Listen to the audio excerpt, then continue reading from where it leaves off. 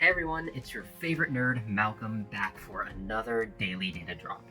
So today, you already likely guessed what we're talking about. Nano Banana.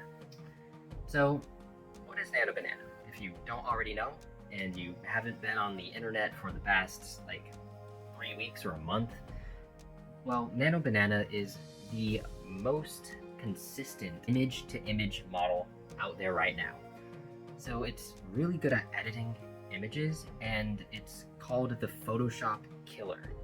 And honestly, especially if it gets any better, there's a very good chance it could kill Photoshop. Unless, of course, Photoshop starts using it. You never know. So that's the first reason why there's so much hype for it, because it is really good at what it's doing, and you can get it for free. So officially, Nano Banana goes by Gemini 2.5 Flash image. And there's the key word, Flash. This is a Flash model, and it's performing at the top levels. That's absolutely insane. So typically, when you say Flash and you're referring to a fast model, it means it's typically a non-TTC model, or non-test time compute. To do a quick explanation of what test time compute is, that's when a machine learning model will intelligently allocate computational resources to a model. So if it's a more complex question or query, it will use more resources to answer. And if it's less complex, or there's a lot of training data that's similar to that query, it wouldn't need as many computational resources.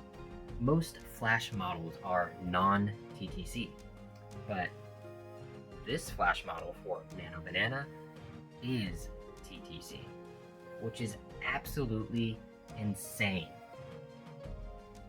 This means that technically, if they had the option, you could see it thinking, which is something you can do for Gemini 2.5 when you're doing text output.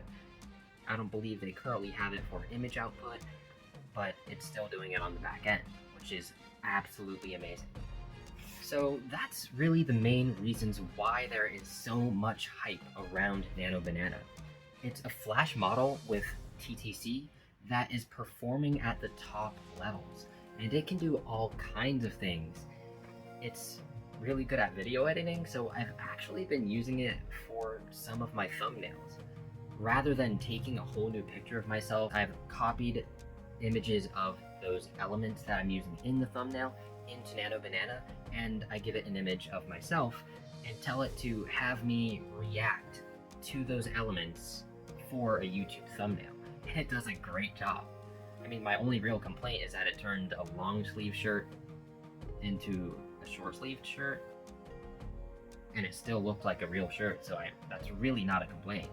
Some of the other things that you're able to do with Nano Banana, due to its consistency, is edit or restore old images. You're able to take images with lots of damage, maybe water damage or tears, or just an older image. You can completely renew those, keeping everything the same. I've seen my dad use this to restore photos from his parents' marriage and his father-in-law's marriage, and it works really good.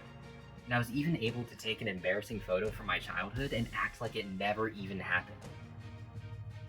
Anyway, that's it for today's daily data drop. That's why there is so much hype around Nano Banana. And whatever you do, be sure to test it out after this video if you haven't already. Be sure to like and subscribe if you like content like this, and I will see you in the next one.